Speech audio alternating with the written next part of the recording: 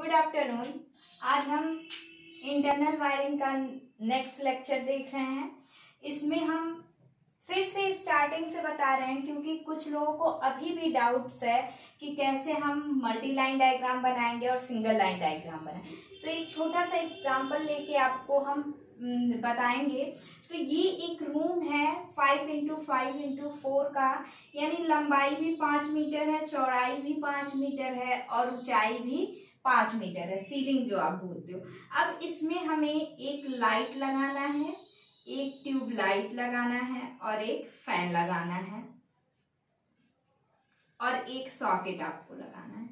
सबके सिंबल पता होना चाहिए कि किसका सिंबल कैसे होता है। तो आपको पता होना चाहिए सॉकेट, फैन और लाइट का सिंबल किस तरीके से होता है। तो जब भी हम स्विच बोर्ड बनाते हैं, डोर के जस्ट बगल में 0.5 या 1 मीटर, वैसे 0.5 ही छोड़ के, तो स्विच बोर्ड यहाँ हमने लगा दिया।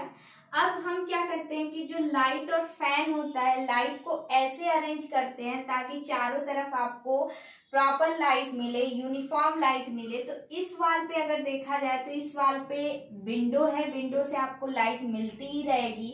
तो हम इस साइड के वाल पे लाइटिंग करेंगे। तो 5 मीटर है मिड पे, यानी 2.5 मीटर पे इस वाल से यहाँ तक की दूरी जो 2.5 मीटर 2.5 मीटर पे एक हम लाइट लगा देंगे। और यहाँ से इस वाले जो लंबाई होगी इस पे दीवार पे चूंकि बल्ब है तो दीवार से यहाँ तक ये आपका मिड पॉइंट, इधर से 2.5 मीटर, इधर से 2.5 मीटर पे हम एक फैन लगा देंगे और एक और ट्यूबलाइट हमें लगाना है। तो इसी वाल से ये वायरिंग आपकी जा रही है और इस वाल पे 2.5 मीटर पे आप एक ट्यूबलाइट लगा दोगे। तीनों चीजें अरेंज हो गई। सॉकेट जो होता है वो बोर्ड पे लगता है, सॉकेट विथ स्विच होगा, ऐसे बना सकते हैं विथ स्विच, सॉकेट का ये सिंबल है। तो ये इस तरीके से आपकी वायरिंग कंप्लीट हो गई। ये आपका बल्ब है, ये कितनी दूरी पे है, 2.5 मीटर पे, ये भी 2.5 मीटर पे और ये भी। तो ये हमने लेंथ, जो डायमेंशन है, जो दूरी दिया है उसको भी डिस्ट्रीब्यूट कर दिए। एक रूम में हमने 2 लाइट, एक बल्ब लगा दिया। अब अगर इसका मल्टी लाइन डायग्राम बनाना होगा तो सबसे पहले कितने स्विचेस हैं, तो 1 2 3, एक सॉकेट के लिए 4 स्विच चाहिए। तो आप यहाँ पे 1 2 3 4 स्विच बना लीजिए।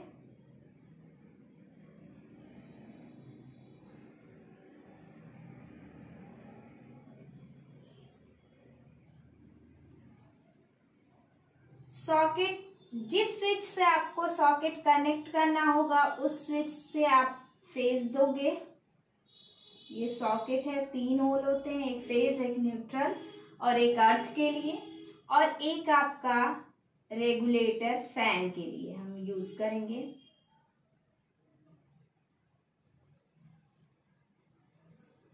ड्राइंग ऐसे बनाना चाहिए ताकि देखने में थोड़ा सुंदर लगे और क्लियर समझ में आए।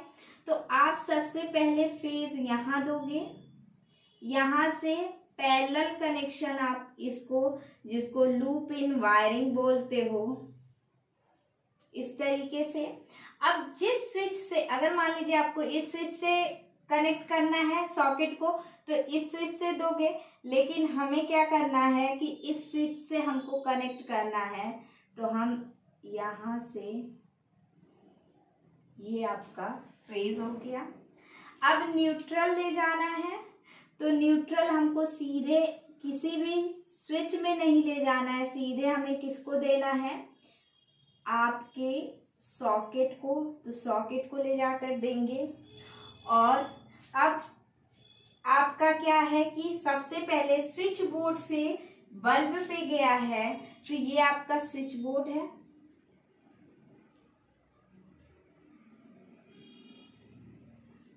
स्विच बोर्ड से, हर एक स्विच बोर्ड से सारी चीजों को कनेक्ट करने के लिए एक एक फेज निकलेगा।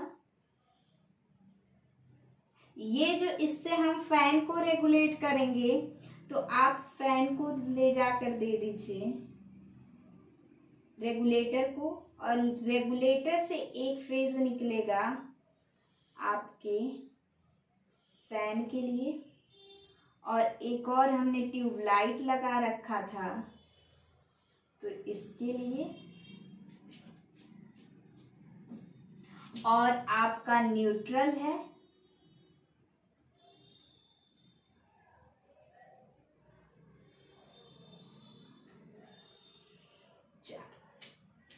तो अब जो होगा यहाँ पे, जब स्विच बोर्ड से आपका निकला है तो सबसे पहले ये कहाँ जा रहा है, लाइट पे, यानी आपका यहाँ लाइट है।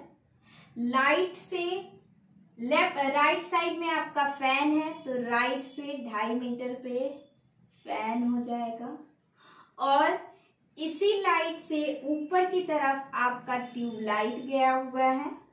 तो आपका ट्यूबलाइट आप यहाँ पे दिखा दीजिए इस तरीके से। अब ये जो है, इसको हम मान लेते हैं कि ये किसके लिए, बल्ब के लिए है, तो बल्ब का कनेक्ट कर दीजिए।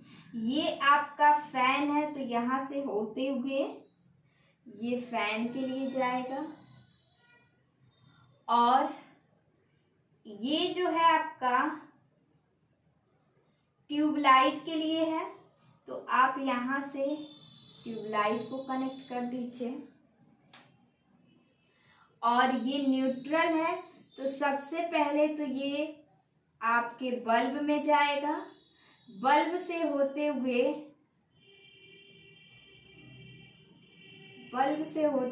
फैन को जाएगा, और यहीं से बल्ब से होते हुए ट्यूबलाइट को जाएगा। तो इस तरीके से आपका मल्टी लाइन बनेगा। ध्यान रखिएगा कि सॉकेट को, पिछले लेक्चर में थोड़ी सी मिस्टेक हो गई थी कि सॉकेट को हमने सीधे फेज दिया था, तो अगर फेज सॉकेट से आएगा तो सारे स्विचों से कंट्रोल होगा, लेकिन हमें सॉकेट किसी एक स्विच से, तो स्विच से ही हम फेज देंगे, ताकि जिस स्विच से हम फेज दिए उसी स्विच से आपका सॉकेट कंट्रोल हो। अब अगर इसका सिंगल लाइन डायग्राम बनाना होगा तो आपको इस तरीके से एक लाइन खींचनी है, या सीधे, चूंकि डिस्ट्रीब्यूशन बोर्ड वगैरह नहीं है तो आप एक स्विच बोर्ड बनाइए। अगर आपको अर्थ वायर यूज करना है तो अर्थ वायर यहाँ से डॉटेड जाता है, और सिर्फ आपके सॉकेट में। अब यहाँ से एसबी को कितने वायर, अगर हम अर्थ को लेंगे तब 3, लेकिन हम फेज, ये फेज है और ये न्यूट्रल है, ये अर्थ है। आप चाहो तो अर्थ है तो 3 वायर, अगर अर्थ को ले रहे हो तब 3 वायर, अगर अर्थ को छोड़ दे रहे हो तो सिर्फ 2 वायर। ध्यान रखिएगा, यहाँ पे 3 वायर हम अर्थ को लेके चल रहे हैं। अब इसके बाद स्विच बोर्ड से टोटल कितने वायर निकले, 1 2 3 4, तो आप एक लाइन खींचिए 4।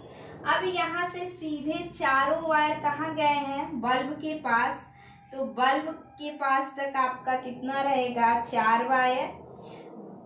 बल्ब से राइट साइड में आपके 2 वायर गए, ये जो है बल्ब से कनेक्शन है, इसको आप मत मानिएगा कि ये वायर है, तो ये सिर्फ 2 वायर आपका बल्ब, और ट्यूबलाइट के लिए भी सिर्फ आपके 2 वायर गए हैं। तो इस तरीके से आप सिंगल लाइन डायग्राम बना सकते हो। ध्यान रखिएगा, अगर आपको मल्टी लाइन डायग्राम बनाने आ गया तो आप सिंगल लाइन इजीली बना सकते हो। सीधे आपको क्या करना होगा, इस स्विच बोर्ड से देखना होगा कि मल्टी लाइन कितनी निकलेगी। तो 1 2 3 आपके फेज हैं, यानी तीनों लोड को एक एक स्विच से फेज मिलेगा, तो 3 फेज हो गए। और एक न्यूट्रल चाहिए इनको, तो एक कॉमन न्यूट्रल कर लिए, तो 4 वायर। आप ऑटोमेटिक बता सकते हो कि इस स्विच बोर्ड से 4 वायर निकलेगा। अगर यही वायर, होता क्या है कि जो फेज और न्यूट्रल हम दिखा रहे हैं कि यहाँ से जा रहा है, अक्सर ये फेज और न्यूट्रल इधर से ही आते हैं, तो एक फेज और न्यूट्रल आए तो 4 2 6 वायर हो जाते। इस तरीके से आप काउंटिंग कर सकते हो, बिना मल्टी लाइन बनाए सिंगल लाइन डायग्राम आप बना सकते हो। तो ये छोटा सा एग्जाम्पल था। अभी हम प्रॉपर पूरा एक एग्जाम्पल लेके देखेंगे कि किस तरीके से हम डिस्ट्रीब्यूशन बोर्ड, सब डिस्ट्रीब्यूशन बोर्ड और स्विच बोर्ड लगाते हैं।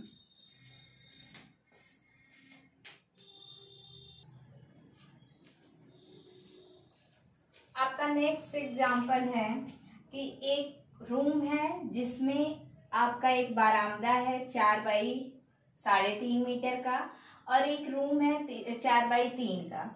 अब इसमें एक डोर यहाँ एक डोर यहाँ पे है। तो डिस्ट्रीब्यूशन बोर्ड के लिए होता क्या है कि कभी कभी आपको कुछ नहीं दिया होता है तो आप किसी भी वॉल पे, इस वॉल पे, यहाँ पे या यहाँ पे कहीं पे भी आप लगा सकते हो। अगर डिस्ट्रीब्यूशन बोर्ड का इंडिकेट नहीं करता तो आप इस वॉल पे लगाते और इजीली यहाँ से कनेक्शन ले लेते, या फिर यहाँ पे लगाते, यहाँ से कनेक्शन ले लेते। लेकिन ये क्या किया है कि आपको इंडिकेट कर दिया है कि जस्ट यहीं पे आपको डिस्ट्रीब्यूशन बोर्ड लगाना है। कभी कभी ऐसे बॉक्स बना के डीबी लिख देता है या इस तरीके से बॉक्स बना के क्रॉस लिख देता है, तो यहाँ पे ही आपको डिस्ट्रीब्यूशन बोर्ड लगाना है और कुछ नहीं दिया है। तो आप अपने से एज्यूम कर सकते हो कि चूंकि ये बरामदा है तो थोड़ा बड़ा दिख रहा है 4 बाई 3.5 का, तो आप 2 लाइट इसमें लगा दो और एक सॉकेट, चाहो एक सॉकेट और 2 लाइट या ट्यूब लाइट, तो 2 लाइट 1 सॉकेट, ये लग गया। और फैन की यहाँ पे जरूरत है नहीं, बरामदा है, या अगर आप चाहते तो एक फैन भी लगा सकते थे। दूसरा इसमें क्या है कि 1 लाइट 1 फैन, 2 लाइट, ये भी 4 का है तो थोड़ा स्पेस ज्यादा रहेगा, तो 2 लाइट 1 फैन और 1 सॉकेट। इतनी चीजें आपको अरेंज करनी है। तो सबसे पहले तो डिस्ट्रीब्यूशन बोर्ड जहां आपको दिया है वहीं आप रखोगे, हटा नहीं सकते। तो ये यहाँ पे आप क्या क्या हो जाएगा, डिस्ट्रीब्यूशन बोर्ड। ड्राइंग बनाने का इजी मेथड क्या है कि जहां जहां आपका डोर है, सबसे पहले तो यहाँ पे सर्किट डिसाइड कर लीजिए। हमने क्या माना है कि इसमें 2 लाइट और 2 लाइट, यानी ये टेबल आप बनाओगे, सीरियल नंबर, पॉइंट्स, इसके बाद आपका पावर रेट, यानी एक बल्ब या फैन कितने का आ रहा है, फिर आपकी क्वांटिटी हो जाएगी, और फिर पावर वाट में, ये भी वाट में, और इसके बाद करंट आई। इतनी चीजें आपको बनानी है। सीरियल नंबर 1, सबसे पहले लाइट हम देखते हैं। लाइट्स के पॉइंट कितने, 2 लाइट इसमें और 2 इसमें, ट्यूब लाइट कितनी है, टोटल क्वांटिटी 4, पर कितना होगा, 60 वाट या 40 वाट, 40 वाट ही लेते हैं, 60 जो है फैन का हो जाएगा। 40 वाट का ट्यूब लाइट है, दोनों ट्यूब बल्ब यूज करते तो आप बल्ब लिखते, CFL है तो CFL लिखते। पावर कितना हो जाएगा, 160 वाट। इसके बाद दूसरा आपका फैन है, फैन कितना 60 वाट का होता है और कितना सिर्फ एक आप यूज कर रहे हो, तो क्वांटिटी यहाँ लिखिएगा, ये हो जाएगा 60। इसके बाद तीसरा है सॉकेट, सॉकेट जो है, सॉकेट में आपका कितने का है, सॉकेट जो है 5 एम्पियर का सॉकेट, ये जो है 100 वाट का होता है। कितना हम यूज कर रहे हैं, एक इस रूम के लिए भी और एक इस रूम के बरामदे के लिए भी 2, तो ये कितना हो जाएगा 200। अब यहाँ पे योग निकाल लीजिए टोटल, तो टोटल कितना होगा 7.7 हो जाएंगे। लोड कितने हो जाएंगे,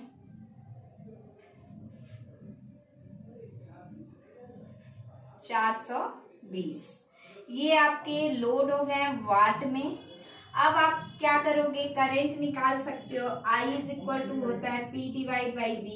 V आपका 220 है, P आपको 420 मिला है, 220, ये आ जाएगा आपका 1.91 एम्पियर।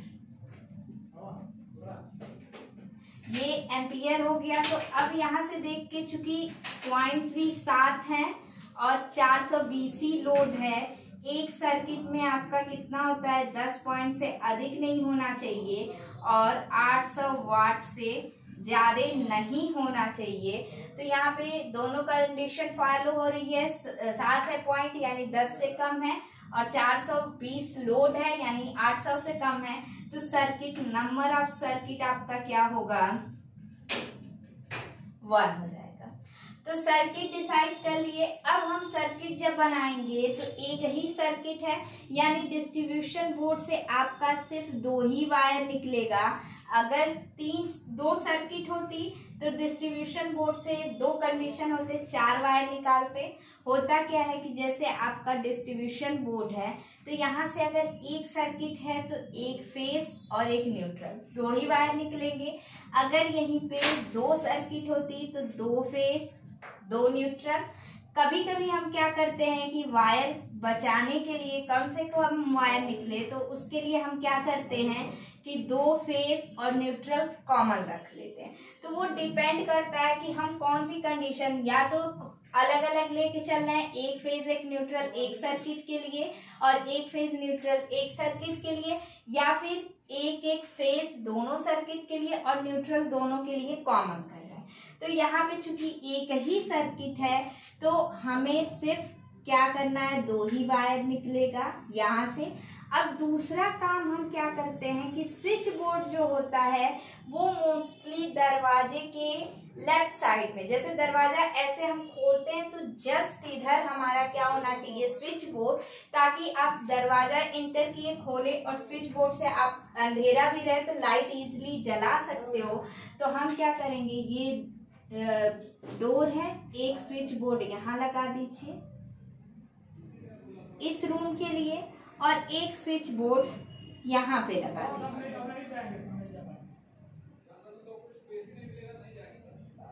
स्विच बोर्ड यहाँ पे लगा दिए, स्विच बोर्ड 1 और स्विच बोर्ड 2। अब यहाँ से हम क्या करेंगे कि बल्ब और फैन लगाना है। तो अब देखो डिस्टेंस क्या है, ये जो लंबाई है ये आपकी 4 मीटर है और ये 3.5 है, ये आपका टोटल 3 है और ये जो लेंथ है आपकी 4। तो अब करते क्या है कि हम मिड में रखते हैं। डिस्ट्रीब्यूशन बोर्ड है, डिस्ट्रीब्यूशन बोर्ड से 2 वायर, अब चूंकि यहाँ पे सर्किट तो एक ही है लेकिन स्विच बोर्ड इधर भी है इधर, तो हम क्या करेंगे कि डिस्ट्रीब्यूशन बोर्ड से एक फेज और न्यूट्रल इस स्विच बोर्ड को दे देंगे, एक फेज और न्यूट्रल इस स्विच बोर्ड को इस दीवार से होते हुए इस स्विच बोर्ड को दे देंगे। 2 हो गए। अब यहाँ से क्या है कि 4 मीटर है तो 2 पे मिड पे हम क्या करेंगे, एक लाइट लगा देंगे। एक लाइट हम क्या करेंगे, यहाँ पे ट्यूब लाइट लगा देंगे मिड में इस वाल पे, और एक जो ट्यूब लाइट है इस वाले वाल पे घुमा के लाके यहाँ पे लगा सकते हैं। और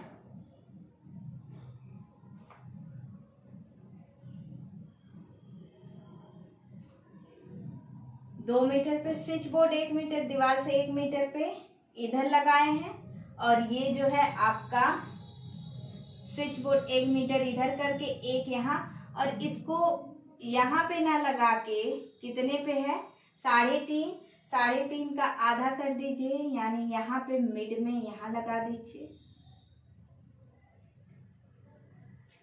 ये हो गया। अब इसके बाद इस वाले में 2 फैन हो गया। सॉकेट जो होगा यहाँ पे एक फैन एक लाइट लगाना है, तो फैन जो होगा वो आपका मिड में हो जाएगा।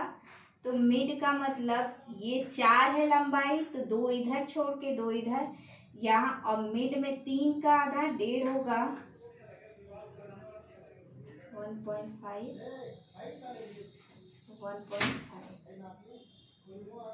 ये जो होगा फैन हो जाएगा। फैन यहाँ लगा दिए। एक ट्यूबलाइट जो है इस दीवार से होते हुए मिड में ही 1.5 मीटर पे एक ट्यूबलाइट यहाँ और एक ट्यूबलाइट आप यहाँ पे लगा सकते हैं। तो आपका एक ट्यूबलाइट, एक फैन, फिर ट्यूबलाइट, आप चाहो तो 2 ट्यूबलाइट की बल्ब कर सकते हो और एक सॉकेट। ये हो गया।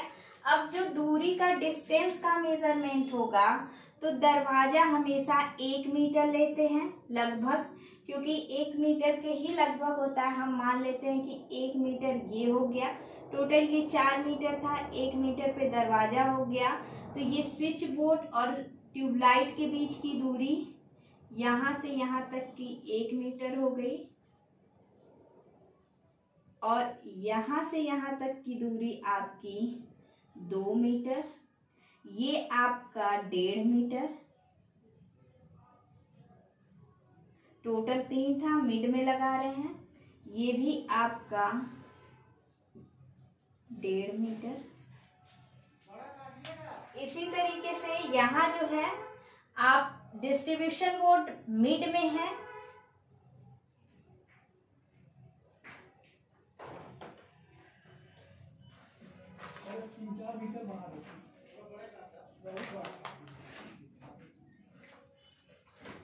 हम मान लेते हैं डिस्ट्रीब्यूशन बोर्ड आपका मिड में है, तो 3.5 का हाफ कर दीजिए 1।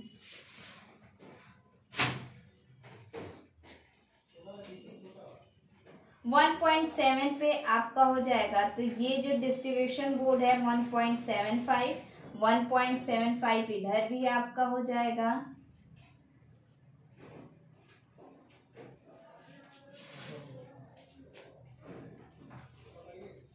इसके बाद ये इस दरवाजे से स्विच बोर्ड की दूरी जो है 1 मीटर।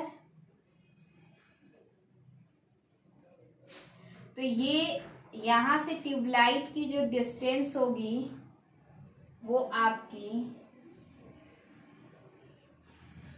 कितनी हो जाएगी? 1 मीटर, क्योंकि टोटल ये 2 मीटर था। ट्यूबलाइट से ये जो वॉल की डिस्टेंस है यहाँ तक की 2 मीटर और ये जो है चूंकि आपका 3.5 है तो ये भी हो जाएगा 1.75 मीटर। ये हो गया आपका डिस्टेंस दूरी। अब ये दीवार जो है एजम्पशन, सबसे पहले ये क्वेश्चन सॉल्व करने से पहले एक पॉइंट होता है पूर्वानुमान। इसमें हम क्या करते हैं, चूंकि यहाँ पे लाइट और फैन नहीं बताया था तो हम मान लेते हैं कि यहाँ पे लाइट जो है 4 है, फैन 2 और फैन 1 जो रूम में यूज करेंगे, बरामदे में नहीं, और एक सॉकेट, 2 सॉकेट, एक लाइट है ये फैन और ये आपका लाइट। तो जो सॉकेट है दोनों रूम में यूज करेंगे। पहला पॉइंट ये हो गया। दूसरा क्या है कि जो दीवार की मोटाई है वो 0.3 या 0.2, हम यहाँ पे 0.3 मीटर ले रहे हैं।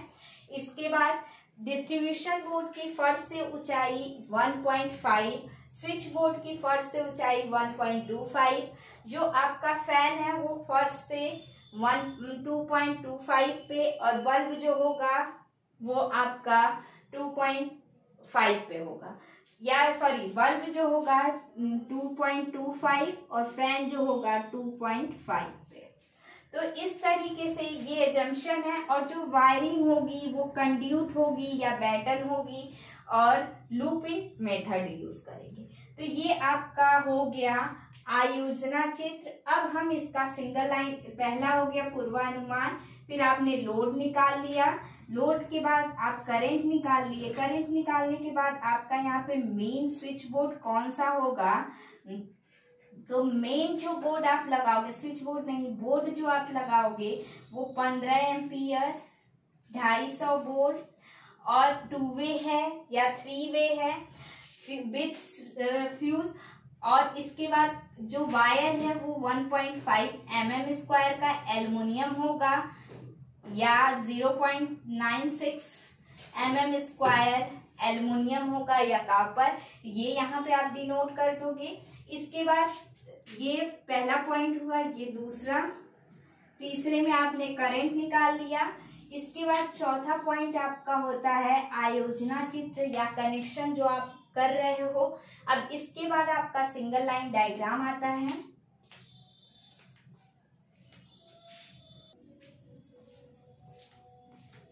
सिंगल लाइन डायग्राम में सबसे पहले एक हॉरिजॉन्टल लाइन खींचते हैं। अब आप देखो डिस्ट्रीब्यूशन बोर्ड के इस साइड भी आपने वायरिंग किया है, उस साइड, तो आप मिड में एक डिस्ट्रीब्यूशन बोर्ड बनाइए डीबी। डिस्ट्रीब्यूशन बोर्ड के लेफ्ट साइड में आपका एक स्विच बोर्ड 1 है,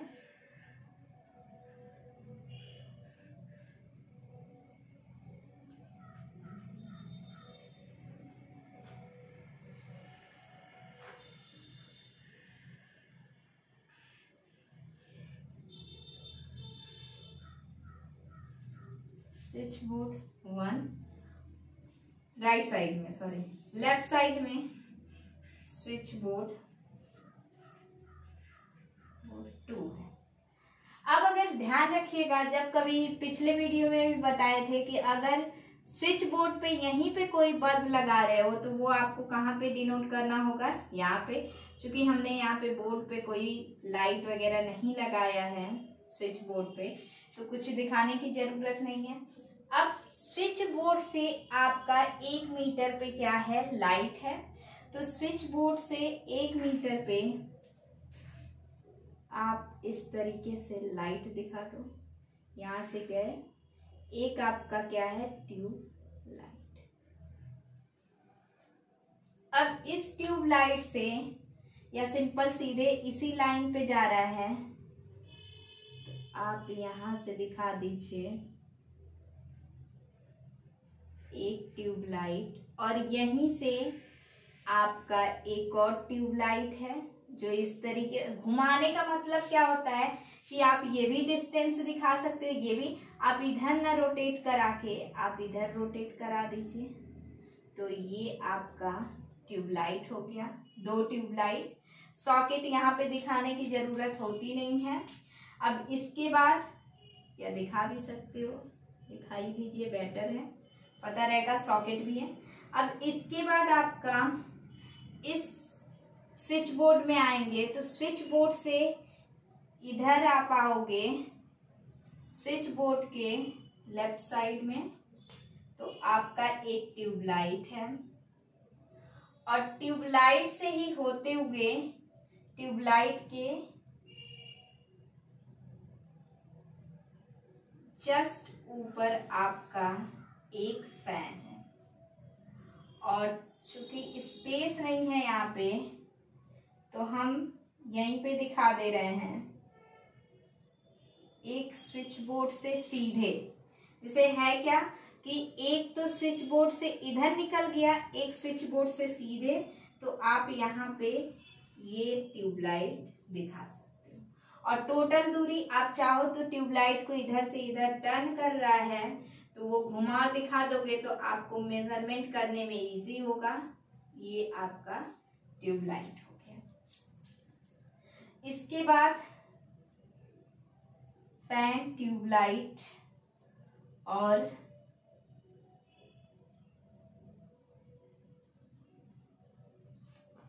ठीक है। अब मेजरमेंट कर ये दूरी कितनी है, सबसे पहले तो वायर निकाल लीजिए। डिस्ट्रीब्यूशन बोर्ड से 4 वायर गए हैं, तो एक कट करके 4 वायर, 2 वायर इस साइड गए हैं और 2 वायर इस साइड। हमने न्यूट्रल कॉमन नहीं दिया है, सेपरेट सेपरेट दे दिया। अब स्विच बोर्ड में देखो, यहां से वायर 2 वायर तो आएंगे पहले, और कितना, 1 फेज 2 फेज, यानी 2 फेज बाहर जाएंगे। चूंकि सॉकेट है तो स्विच बोर्ड में न्यूट्रल आएगा +1 न्यूट्रल भी जाएगा, यानी 2 वायर आए, 2 फेज और 1 न्यूट्रल गया, तो टोटल यहाँ पे कितने हो जाएंगे 5 वायर। इस स्विच बोर्ड में अगर देखा जाए तो 1 2 3 फेज हैं, 2 तो आए पहले ही, 1 फेज और न्यूट्रल पहले आया, फिर 3 फेज आपका स्विच बोर्ड से जाएगा, 2 लाइट के लिए 1 फैन के लिए, और प्लस चूंकि सॉकेट यहाँ पे भी है, सॉकेट इंडिकेट नहीं करोगे तो पता नहीं चलेगा कि न्यूट्रल नीचे आया था वापस। अगर ये सॉकेट नहीं होता तो न्यूट्रल ऊपर ही ऊपर चला जाता, यहाँ सिर्फ एक ही वायर आता, लेकिन सॉकेट है तो 1 2 वायर आए, 3 फेज के लिए गए, 1 न्यूट्रल, तो यहाँ पे टोटल कितने हो गए 6 वायर। अब इसके बाद इसी को कंप्लीट कर लेते हैं। इस स्विच बोर्ड से चूंकि आप देखोगे तो ये जो है स्विच बोर्ड से इस बोर्ड तक टोटल वायर आए हैं, तो आप यहीं से क्या करो, यहां से इसको ना निकाल के इस ट्यूबलाइट से होके जा रहा है ना, तो ट्यूबलाइट से ही आप इधर 1 फैन के लिए निकालो, ट्यूबलाइट से 1 फैन के लिए यहाँ पे, और 1 ट्यूबलाइट इस तरीके से। तो ऐसे करने पे हमें वायर का कैलकुलेशन इजी हो जाएगा। जैसे यहाँ से स्विच बोर्ड से जो है कितने वायर ट्यूबलाइट तक जा रहे हैं, इस ट्यूबलाइट और इस फैन के लिए टोटल वायर इस ट्यूबलाइट से होते हुए आएंगे, तो कितने वायर आएंगे, 1 तो 3 फेज और 1 न्यूट्रल, यानी 4 वायर यहाँ तक आएंगे, यहाँ पर 3 वायर हो जाएगा आपका, यहाँ पर 3 क्योंकि न्यूट्रल लूपिंग कर रहे हैं तो वापस जाएगा, यहाँ पे आपका 2 और यहाँ पर भी 2 वायर, इस तरीके से हो गया। अब इसके बाद आपका इधर का कंप्लीट, इसमें भी वही सेम प्रोसेस, 1 ट्यूबलाइट है, ट्यूबलाइट से होके दूसरी ट्यूबलाइट जा रही है, तो टोटल कितने वायर 3 वायर, यहाँ आपका 2 वायर, यहाँ भी 2 वायर। अब ये तो वायर का मेजरमेंट आप कैलकुलेशन कर लिया कि कितने वायर होंगे। अब इसके बाद हमें क्या करना होगा, डिस्टेंस। तो हमने बताया कि जब हम एजम्पशन करेंगे तो आपका जो डिस्ट्रीब्यूशन बोर्ड है वो फर्श से 1.5 पर होगा और स्विच बोर्ड 1.25। आपकी जो ऊंचाई है कितनी है, सीलिंग नहीं दिया है, तो हम मान लेते हैं कि ये कितना ऊंचा है, 4 मीटर दे दिया है बुक में कि ये 4 मीटर ऊंचा है। तो जब 4 मीटर की ऊंचाई होती है तो हम 36 जो रन होता है, जैसे ये आपकी ऊंचाई है तो यहाँ से 36 रन 0.5 पे जाता है, यानी फर्श से ये जो दूरी होगी 3.5 पे जाएगी। तो डिस्ट्रीब्यूशन बोर्ड छोड़ दिया, ये पूरा आपका क्या है, दीवार है, ये आपका फर्श है, फर्श से ये 36 वायरिंग जो है वो कितने पे जा रही है आपकी 3.5 पे, और जो डिस्ट्रीब्यूशन बोर्ड है फर्श से 1.5 से, तो ये जो वायर जा रहा है यहाँ से यहाँ तक, यही 36 वायरिंग होती है जहाँ से टर्न होती है, तो ये जो डिस्टेंस है वो कितनी हो जाएगी 3.5 1.502, यानी ये जो दूरी हो गई 2.0 की।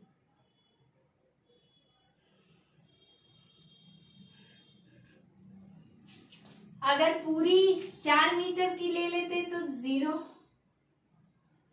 1.55, तब ये आपका इतना आ जाता, लेकिन हमारा जो डिस्टेंस होता है वो कितने पे जाता है 0.3 पे 36 दूरी ले जाई जाती है। स्विच बोर्ड की बात करेंगे तो स्विच बोर्ड 1.25 होता है, 3.5 से माइनस करिए तो 5 2 और ये 1, तो ये जो होगी डिस्टेंस ये हो जाएगी 1.25, ये थोड़ी कम होनी चाहिए मीटर। ये सब मीटर में है दूरियां, कंफ्यूज मत होइएगा। स्विच बोर्ड सेम है तो 1.25 0.25 मीटर हो जाएगा। अब इसके बाद और सारे मेजरमेंट हमने कर रखा है, जैसे डिस्ट्रीब्यूशन बोर्ड से इस स्विच बोर्ड तक, यहां से यहां तक जो जा रहा है, तो अब आपको कैलकुलेट करना होगा। ये दरवाजे को हमने पहले ही माना कि ये कितना है, 1 मीटर, और ये पूरी डिस्टेंस कितनी है, 4 मीटर। तो ये पूरी डिस्टेंस आपको मिल जाएगी डिस्ट्रीब्यूशन बोर्ड तक की 3 मीटर, और प्लस 1.7 मीटर। तो ये डिस्ट्रीब्यूशन बोर्ड से, इस डिस्ट्रीब्यूशन बोर्ड से स्विच बोर्ड 2, यानी यहां से यहां तक की दूरी कितनी होगी, सबसे पहले तो 1.75 प्लस 3, और प्लस जो दीवार की मोटाई हमने 0.3 लिया था, तो ये हो जाएगा प्लस 0.3। अब इसको ऐड करिए, 50415, यानी 5.05 ये डिस्टेंस होगी। आप कैलकुलेट कर सकते हो इजीली सारी चीजें देख के। अब इसके बाद ये डिस्टेंस डिस्ट्रीब्यूशन बोर्ड से वायर यहां तक आया है, इस वजह से लिया जा रहा है। अगर स्विच बोर्ड यही होता तो बस हम कितना लेते, 1.75 और 0.3। अब इसके बाद जो है आपका इस स्विच बोर्ड से इस ट्यूबलाइट तक की दूरी, ये स्विच बोर्ड है, ये ट्यूबलाइट है, सीधे सीधे दिख रहा है, ये कितना है, 1 मीटर। अब इसके बाद इस ट्यूबलाइट से ट्यूबलाइट तक की दूरी, यहां से लेके यहां तक की दूरी जो है वो 2 मीटर है, और ये जो डिस्टेंस है वो 1.5 मीटर। और ये फैन की ये डिस्टेंस हमको नहीं निकालनी है क्योंकि ये ट्यूबलाइट में आ गई थी। ये फैन से ट्यूबलाइट तक की जो दूरी है, ये जो डिस्टेंस है वो आपकी 1.5 मीटर। ये डिस्टेंस कैलकुलेट हो गई। अब डिस्ट्रीब्यूशन बोर्ड के राइट साइड में देखेंगे तो डिस्ट्रीब्यूशन बोर्ड से इस डिस्ट्रीब्यूशन बोर्ड तक, तो ये देखो डिस्ट्रीब्यूशन बोर्ड को हमने मिड में माना तो 1.75 और ये 1 मीटर, तो ये हो जाएगा 2.75, यानी यहां से यहां तक की दूरी 2.75। डिस्ट्रीब्यूशन बोर्ड से ट्यूबलाइट की ये 1 मीटर, यहां से यहां तक की दूरी 1 मीटर, और ट्यूबलाइट से सीधी जो दूरी जा रही है वो 2 मीटर, ये दूरी 2 मीटर, और ये जो दूरी है ये आपकी 1.75 मीटर। तो इस तरीके से आप जो दूरियां हैं या मेजरमेंट है वो निकाल लेंगे। ये सिंगल लाइन डायग्राम आपका चौथा था। इसके बाद आपको निकालना होगा कंड्यूट की लंबाई और चालक की लंबाई। अगर आप कंड्यूट की लंबाई फाइंड आउट कर लोगे तो चालक की ऑटोमेटिक निकल जाएगी। जैसे आप देखो,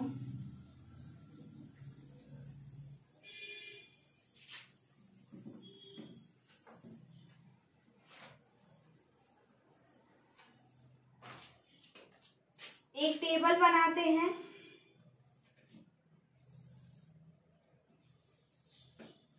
टेबल में क्या होगा, number of conductor means 1 conductor है, 2 कंडक्टर, 1 तो जाएगा नहीं, 2। फिर बैटन की माप,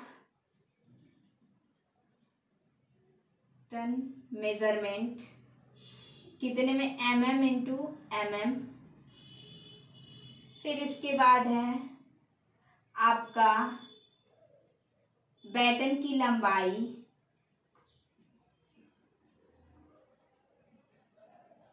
मीटर में।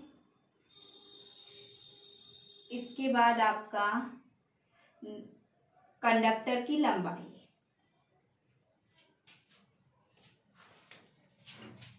ये कॉलम बड़ा होना चाहिए थोड़ा। ये आपका कंडक्टर की लंबाई। माप जो होती है, आपके पास एक बुक में टेबल होगा, 2 कंडक्टर ले जाने के लिए, जैसे 19 इंटू 13, सॉरी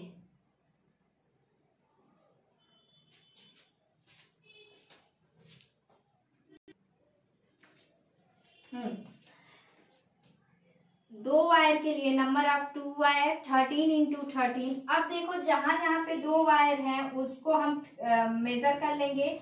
जैसे यहाँ पे है 5, सबसे पहले एक साइड से आइए, तो यहाँ पे 2 वायर है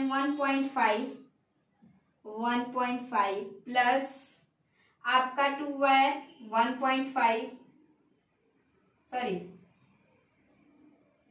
ये पूरी डिस्टेंस होगी जो, ये देख लो यहाँ पे क्या था, फैन से ट्यूबलाइट तक की, यहाँ पे इक्वल मत करिए, फैन से ट्यूबलाइट तक की 1 मीटर कर दीजिए, 1 मीटर, और ये 1 मीटर, ताकि वायर कैलकुलेट करने में इजी पड़े। 2 वायर के लिए प्लस 1 मीटर। अभी इधर 2 वायर नहीं है, आपके सीधे यहाँ पे है, तो प्लस 5.05।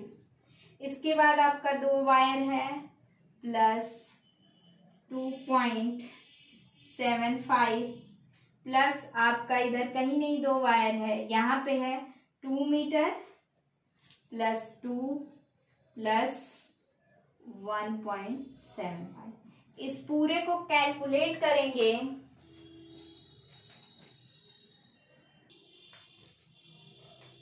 ये कैलकुलेट करने पे टोटल 14 आ रहा है।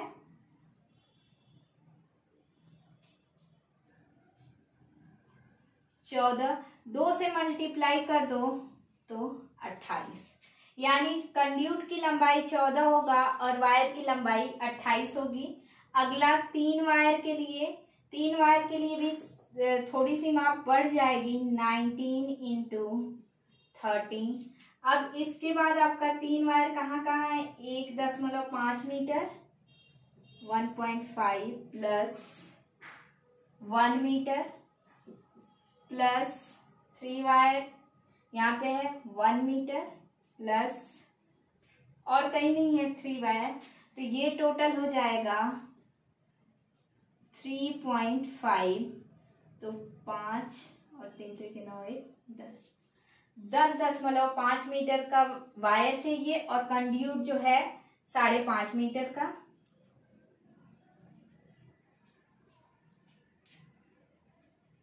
इसके बाद आपका 4 वायर सेम माप होगा। इसके लिए 4 वायर कहाँ कहाँ यूज हुआ है, सिर्फ एक जगह, आपका 2 मीटर, टोटल 2 ही मीटर है, तो 4 दूनी 8 मीटर का वायर होगा। और कहीं 4 वायर नहीं है एक और है 1 मीटर, ट्यूबलाइट किस तरफ जो जा रहा है, ये 4 वायर है, तो 1 मीटर, यानी यहाँ पे प्लस 3, सॉरी 1 3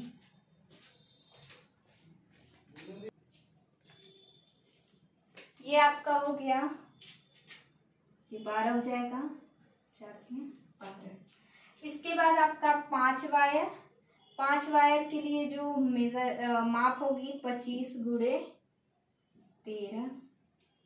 अब ये जो है 5 वायर कहाँ है, 1 और कहीं नहीं है, ये 5 वायर जो है, सॉरी 1.25, ये हो जाएगा 25, 5 10 2 5 का 5 6.25, 6 वायर, एक यहाँ पे है, 6 वायर, इसकी भी माप सेम होगी 25 गुणे 13। इसका मेजरमेंट कितना है, ये 1.25 ही है, 1.25, 25 18 21 6 2 8 इतना। अब आप क्या करो कि कंड्यूट का माप इक्वल मत जोड़िएगा, इसका टोटल ऐड कर लीजिएगा, जो वैल्यू आएगी वो आपका वायर का हो जाएगा। और ये जो कंड्यूट होगा, आवश्यक सामग्री जब आप निकालोगे तो 2 वायर के माप के लिए यहाँ नंबर ऑफ कंडक्टर नहीं लिखना है, बैटन की माप लिखनी है। और 13x13 का जो है 14 मीटर बैटन। बट याद रखिएगा कि 14 का 10% एक्स्ट्रा आपको लेना होगा, क्योंकि काटने में बैटन थोड़ा बहुत खराब हो जाता है, तो कमी ना हो। एक्स्ट्रा बच जाने पे आप कहीं और यूज कर लीजिएगा या उसको वापस कर दीजिएगा, बट 10% हम क्या करते हैं, एक्स्ट्रा मंगाते हैं। तो 13x13 का 10%, इन दोनों को ऐड करके 6.5 हो गया। तो इसका भी 10% प्लस इसका भी 10% हम अलग अलग निकालेंगे, तो 3 माप के आपके बैटन हो जाएंगे। और वायर इन सब को ऐड करने पे मान लीजिए x आ रहा है, तो इसका 10% हम टोटल वायर का निकाल के ऐड करते हैं और रिमार्क में या टिप्पणी में लिख देते हैं कि वायर का 10% अतिरिक्त, कंड्यूट के माप का 10% अतिरिक्त। इसके बाद अगला ये 5वां ऑप्शन था, यानी 5वां क्वेश्चन सॉल्व करने का। छठा क्या होता है, आवश्यक सामग्री। तो वो टेबल हम बता दिए हैं आपको, जो आप फर्स्ट लेक्चर दिए थे उसी में। तो होता क्या है कि आवश्यक सामग्री में आप क्या एक टेबल बनाओगे, सीरियल नंबर, फिर उसके बाद सामग्री का विवरण, फिर उसका कितना रेट है पर सामग्री, उसके बाद मूल्य उसका, और फिर आप टिप्पणी या रिमार्क लिखोगे। आवश्यक सामग्री का विवरण जो होगा उसमें जैसे आप मेन स्विच बोर्ड लगा रहे हो, तो मेन स्विच बोर्ड आपका कितने एम्पियर का विद स्विच है या विदाउट स्विच, वैसे स्विच रहेगा ही। और साथ ही वो कौन सा किसका बना है, डीपीआईसी, टीपीआईसी या किस कंपनी का है, कभी कभी ये भी दे देते हैं। इसके बाद डिस्ट्रीब्यूशन बोर्ड, फ्यूज सेट जो होगा, फिर आपका वायर हुआ, कंड्यूट की माप हुई, कितने आपके नट बोल्ट स्क्रू लग रहे हैं, उसके साथ साथ आपका स्विचेस कितना है। तो स्विच जो होगा आपके लोड पे डिपेंड करेगा, जितना लोड होगा, जितने लोड होंगे उतने स्विचेस होंगे, विथ सॉकेट भी इंक्लूड करिएगा। इसके बाद आपका कितने सीलिंग रोज होगा, सीलिंग रोज जो गोल सा ऊपर छत पे सीलिंग पे लगा रहता है। बैटन आप ये होल्डर बल्ब अगर लगा रहे हो तो बल्ब होल्डर कितने होंगे, आपके राउंड ब्लॉक कितने होंगे, बल्ब के पास राउंड ब्लॉक होता है वो कितने होंगे, तो ये सब कैलकुलेट करिएगा। और एक चीज क्या है कि जैसे यहाँ से वायर क्या है 3 डायरेक्शन में जा रहा है ना, तो टी एल्बो बोलते हैं। वो टी एल्बो यहाँ पे देख के कि कहाँ कहाँ से वायर आपका कितने डायरेक्शन में, यहाँ भी 3 डायरेक्शन में, यहाँ भी 3, यहाँ भी, यहाँ 2 ही डायरेक्शन में जा रहा था। जहाँ पे 2 डायरेक्शन में जाएगा वहां पे मोड़ बोलते हैं या कुहनी बोलते हैं, कोहनी टाइप का रहता है, तो उसको यूज करते हैं। जहाँ 4 वे होगा तो गोल सा हम 4 वे के लिए 4 वे यूज करेंगे, चारों डायरेक्शन में आपके वायर को ले जाने के लिए। तो वो सब चीजें लिखने के बाद आप उसका टोटल मूल्य निकालिएगा, उसका ऊपरी प्रभार जो होगा 5% निकालिएगा, फिर टोटल जो श्रमिक दिया होगा कि श्रमिक का कितना है तो वो आपका निकलेगा। उसके बाद सडन चार्ज जो होता है वो आपका 11% निकालने के बाद टोटल मूल्य जो आप लिखोगे वही आपका एस्टिमेटिंग एंड कास्टिंग होगा, यानी कॉस्ट जो होगी इस रूम में उतने ही बजट में आपकी वायरिंग कंप्लीट होगी। तो ये तो रहा आपका ड्राइंग का एक कंप्लीट लेक्चर हमने दे दिया। इसके अकॉर्डिंग आप कितना भी बड़ा हो, बस आपको क्या करना होगा, नंबर ऑफ पॉइंट्स देखने होंगे कि कितने पॉइंट्स हैं और लोड देखना होगा, उसके अकॉर्डिंग आपको सर्किट बना देनी होगी। ध्यान दीजिएगा कि अगर 2 सर्किट है तो सिंगल सर्किट थी तो हमने क्या किया कि एक फुल लाइन से यानी कंटिन्यू लाइन से दिखाया। अगर 2 सर्किट होती तो हम क्या करते, डॉटेड लाइन, एक फुल लाइन होती कंटिन्यू लाइन, एक डॉटेड लाइन। अगर 3 होती तो आप मान लीजिए इस तरीके से दिखा देते, तो इससे क्या होता है कि सर्किट डिफरेंट सर्किट का आपको पता चल जाता। यहाँ पे हम अर्थ वायर नहीं ले गए हैं, घरेलू है। अगर यहीं पे पावर सॉकेट होता तो आप इसी फेज के साथ, चूंकि उसकी सर्किट अलग बनती, तो पावर में फेज, न्यूट्रल और एक अर्थ होता, 3 वायर आप ले जाते। इसके अलावा एक और चीज, यहाँ पे जब सिंगल लाइन बनाओगे तो मान लीजिए एक सर्किट आपने इस पे दिखा दिया, अगली सर्किट को डॉटेड करके यहाँ से अब एक लाइन खींचेगा, यहाँ पे आपका स्विच बोर्ड जितने लगे होंगे इस तरीके से। अगर 3 सर्किट है तो यही, अगर इसी जिस डिस्ट्रीब्यूशन बोर्ड से निकली होगी तो यहाँ पे डिस्ट्रीब्यूशन बोर्ड के आगे ले जाइएगा। अगर किसी स्विच बोर्ड 1 से निकली है तो स्विच बोर्ड 1 से ले जाइएगा। तो इस तरीके से आप ड्राइंग का क्वेश्चन सॉल्व कर सकते हो। अभी भी कोई डाउट्स होगा तो आप कमेंट करके बताइएगा, वरना नेक्स्ट लेक्चर हम पावर सर्किट पे देंगे, पावर वायरिंग पे, जैसे मोटर वगैरह का वायरिंग करते हैं उस पे देंगे। तो थैंक यू। ज्यादा से ज्यादा शेयर करिए, लाइक करिए और सब्सक्राइब करिए, नोटिफिकेशन ऑन रखिए ताकि जितने वीडियो अपलोड करते रहेंगे आपको तुरंत मिल जाया करेगा। Thank you.